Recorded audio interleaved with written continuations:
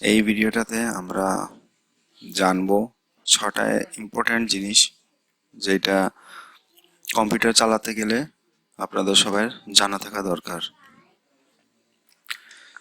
এই ভিডিওটা শেষ হওয়ার পরে তবে আপনারা সবাইকে বলতে পারবেন যে না, আমি কম্পিউটার সম্পর্কে কিছু না কিছু জানি আর চালাতে পারি। তবে জিনিসগুলো খুবই বেসিক জিনিস আর আমি এক্সপ্লেন করব সবকিছু একদম ইজি ল্যাঙ্গুয়েজে।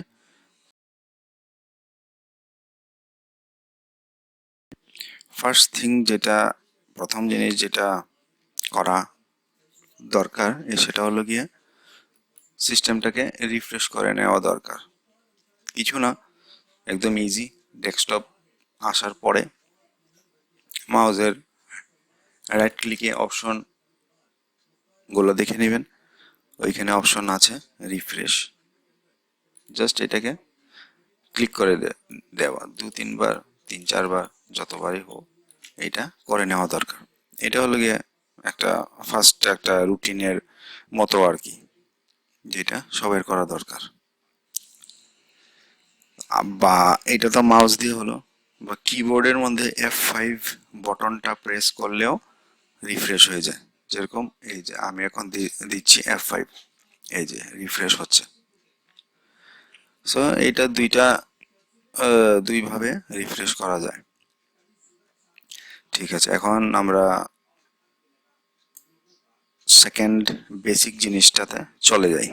সেটা হলো গিয়ে সাপোজ কেউ যদি আপনাকে বলে যে আপনার সিস্টেমটা কি, মানে কি কতটুকু র্যাম আছে, অপারেটিং সিস্টেমের কি ভার্সনটা চলছে, তবে কিভাবে বের করা যায়, এগুলো জিনিস খুব কমন জিনিস। আর এইটা আমরা সবাইকেই বলি যারা যারা নতুন কম্পিউটার বা ডেস্কটপ বা ল্যাপটপ নেয়। এটা একটা কমন কোয়েশ্চেন যে কি আছে তোমার কম্পিউটার, মানে কত জিবি র্যাম বা কত জিবি আরে কত গিগাহার্জ পাওয়ার আছে প্রসেসরের। তো ওইটা আমরা শিখে নিব এখন কিভাবে করতে লাগে। সো দিস পিসি অপশন আছে, দিস পিসিতে ক্লিক করে নিই আমরা। ক্লিক করার পরে এই যে কোনো খালি জায়গাতে আমরা রাইট ক্লিক করব, রাইট ক্লিক করে সেটার প্রপার্টিজে চলে যাব। সো প্রপার্টিজে গেলে আরেকটা উইন্ডো খুলবে, এই যে এই উইন্ডোটা খুললো। এইখানে আমরা সব কিছু জিনিস দেখে নিতে পারি, যেমন প্রসেসর কি আছে। এইটাতে যেরকম ইন্টেল কোর i3 প্রসেসর আছে 4130, স্পিডটা হলো গিয়ে 3.40 গিগাহার্জ, র্যাম আছে 4 জিবি, অপারেটিং সিস্টেম আছে উইন্ডোজ 10 প্রো, সিস্টেম টাইপ হলো গিয়ে আরেকটা প্যারামিটার। এটা যদিও খুব একটা বেশি ইম্পর্টেন্ট না, এটা অ্যাডভান্স ইউজারের জন্য। নর্মালি আজকাল সবই সিস্টেম 64 বিট অপারেটিং সিস্টেমই থাকে। আর এখানে কিছু এক দুইটা জিনিস আছে ইনফরমেশন। সো এইটা হলো গিয়ে নর্মাল বেসিক জিনিসটা আর কি, সিস্টেমটা জানার জন্য যে কি আছে আমার মধ্যে। ঠিক আছে, এইবার থার্ড যেটা ইম্পর্ট্যান্ট আর একটা বেসিক জিনিস, এটা হলো গিয়ে ফোল্ডার ক্রিয়েশন। মানে একটা ফোল্ডার কিভাবে ক্রিয়েট করা যায়, মানে বানানো যায় আর কি, মানে নতুন ফোল্ডার আর কি। যদি নতুন ফোল্ডার ক্রিয়েট করতে লাগে তবে আপনারা কি করবেন। সো এইটার দুইটা স্টেপ আছে, দুইটা স্টেপ না অ্যাকচুয়ালি দুইটা মেথড আছে। একটা মাউস দিয়ে করা যায় আর একটা কিবোর্ড দিয়ে করা যায়। তো আচ্ছা, দেখা যাক আমরা মাউস দিয়ে করি প্রথমে।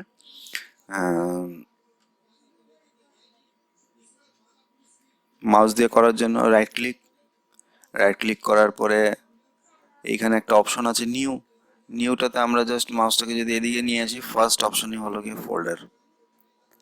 সো এইটাকে আমরা সিলেক্ট করি তবে একটা ফোল্ডার চলে আসবে, নিউ ফোল্ডার।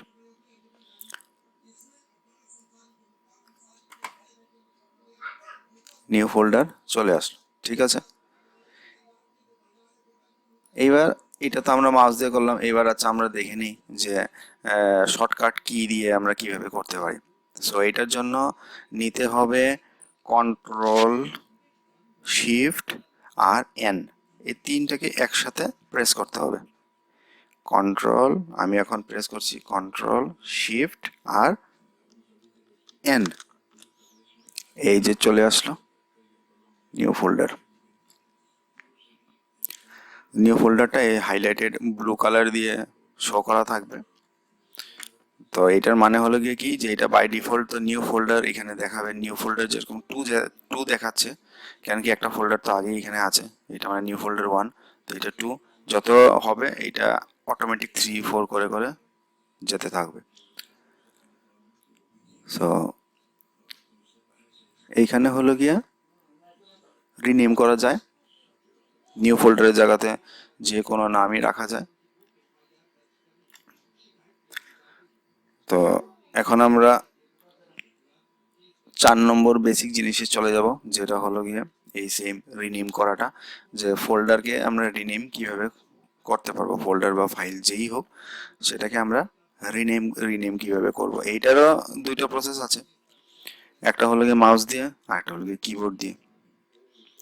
সো ফার্স্টে আমরা কিবোর্ডটা দিয়ে দেখে নিই।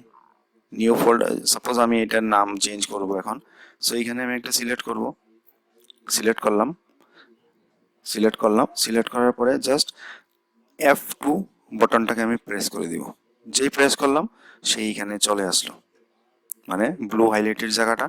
এটার মানে হলো গিয়া এবার আপনারা নেম চেঞ্জ করতে পারবেন। সাপোজ এটাকে আমি দেই একটা নাম, টেস্ট দিয়ে দিই, TEST, টেস্ট 1 দিয়ে দিই, তো হয়ে গেল ফোল্ডারের নাম। এটা কিভাবে করলাম, কিবোর্ড দিয়ে। সো একটা কিবোর্ড দিয়ে দেখালাম, এবার আমরা দেখে নিই যে মাউস দিয়ে কিভাবে আমরা করতে পারি। এটাকে করে দেখাই। এইখানে সিলেক্ট করার পরে রাইট ক্লিক করলে পরে আমরা অনেক অপশন পাবো। এখানে অনেক অপশন আছে, কিন্তু আমরা চলে যাব একটু নিচে, নিচের দিকে এইখানে একটা অপশন আছে, সেকেন্ড লাস্ট অপশন, যার নাম রিনেম। এইখানে আমরা প্রেস করব, প্রেস করলে পরে সে আবার ব্লু হাইলাইটেড হয়ে যাবে, মানে এবার আমরা রেডি এটাকে নাম দেওয়ার জন্য। এটাকে দিয়ে দিই আমি আবার টেস্ট 2 দিয়ে দিই। তো এইটা হলো গিয়া দুইটা প্রসেস ফোল্ডার বা ফাইলকে রিনেম করার। এবার আমরা চলে যাই ফিফথ বেসিক জিনিস কম্পিউটারে যেটা লাগে, যেটা রোজ দিনেরই কাজ। এটা হলো গিয়ে যে একটা ফাইল বা একটা ফোল্ডারকে কপি করা বা মুভ করা কিভাবে করতে লাগে।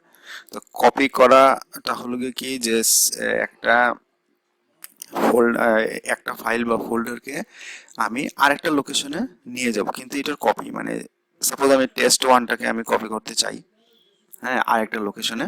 তো আমি ওই নতুন লোকেশনেও আমার টেস্ট 1 ফোল্ডারটাই থাকবে, আর এইখানেও টেস্ট 1 ফোল্ডারটাই থাকবে, এটাকে বলে কপি। আর যদি আমি চাই যে না টেস্ট 2 একটা ফোল্ডার একটা আছে এখানে, এটাকে আমি মুভ করে নিব। মুভ মানে এইটার লোকেশনটা টোটালি চেঞ্জ হয়ে যাবে, মানে এইটার লোকেশন আর এইখানে আর থাকবে না, এটা একটা নতুন অ্যাড্রেসে চলে যাবে। তো আমরা দেখি কিভাবে করি। তো ফার্স্ট অফ অল হলো গিয়া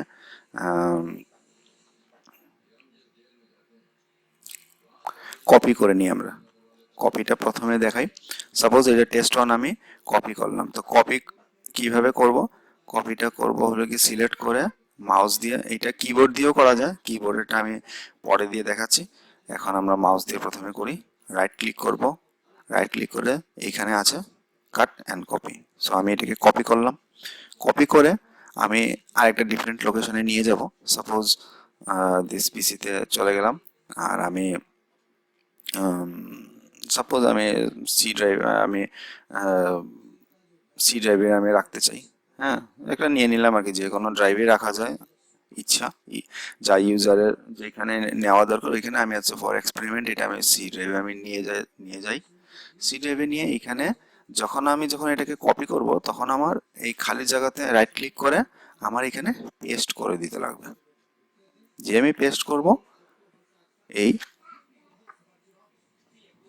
চলে এসছে টেস্ট 1। ঠিক আছে, গেল টেস্ট 1। এবার এটাকে আমি মিনিমাইজ করে দিই। এই যে টেস্ট 1 এখানেও আছে, ওইখানেও একটা ফোল্ডারে আছে। দ্যাট মিনস এটা কি হলো, এটা একটা কপি হলো, মানে কন্টেন্টটা সেম কিন্তু লোকেশনটা দুই জায়গাতে আছে। সেম কন্টেন্ট দুই জায়গাতে মানে কপি। এবার আমি কাট করব, মানে মুভ করে নিব। সাপোজ আমি এই টেস্ট 2 ফোল্ডারটাকে আমি মুভ করে নিতে চাই, মানে আমার এটাকে কপি আমার দরকার নেই, এটাকে আমি মুভ করে নিব।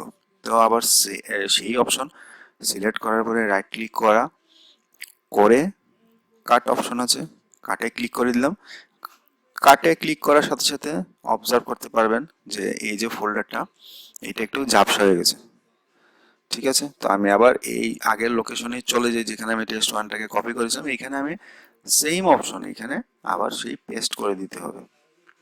টেকনিকটা সেমই, পেস্ট আপনার করতেই লাগবে। সো এখানে আমি দেখে নিচ্ছি টেস্ট 2 চলে আসছে।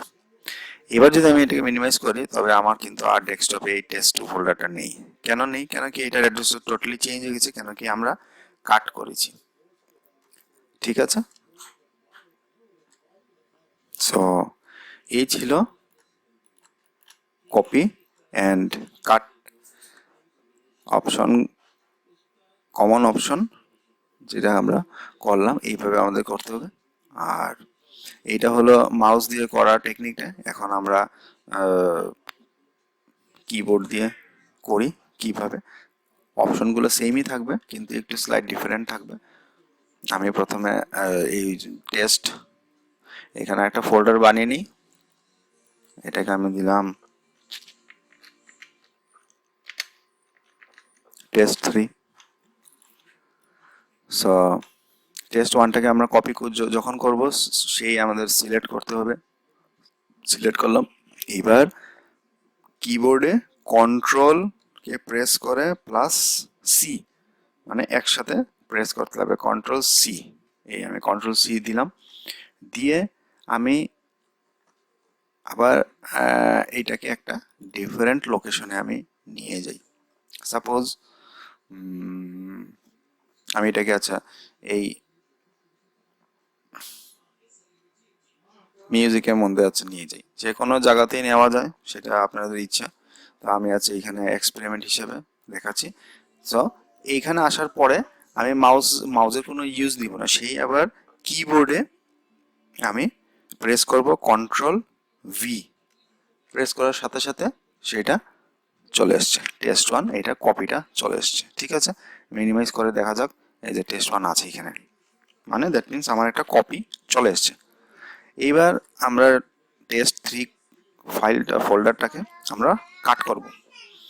সো দেখি কিভাবে করা যায়। আবার সিলেক্ট করব, সিলেক্ট করে এবার কাটের সময় প্রেস করতে লাগবে কন্ট্রোল এক্স। করলাম, এই যে ফোল্ডারটা ঝাপসা হয়ে গেছে। এইবার আমরা আবার এই লোকেশনে চলে যাই।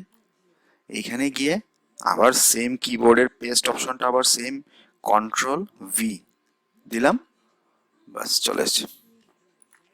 এখানে টেস্ট 3 চলে এসছে, কেন কি আমরা এটাকে মুভ করে নিয়েছি। এইখানে ডেস্কটপে আর নেই টেস্ট 3 ফোল্ডারটা। সো এটা ছিল কম্পিউটারের একটা একদম বেসিক ফাংশন, যেটা রোজ দিনই কাজে লাগে। কাট, কপি অ্যান্ড পেস্ট। এবার আমরা চলে যাই 6 নম্বর বেসিক জিনিস কম্পিউটারের ব্যাপারে, যেটা আপনাদের সবাই জানা থাকা দরকার।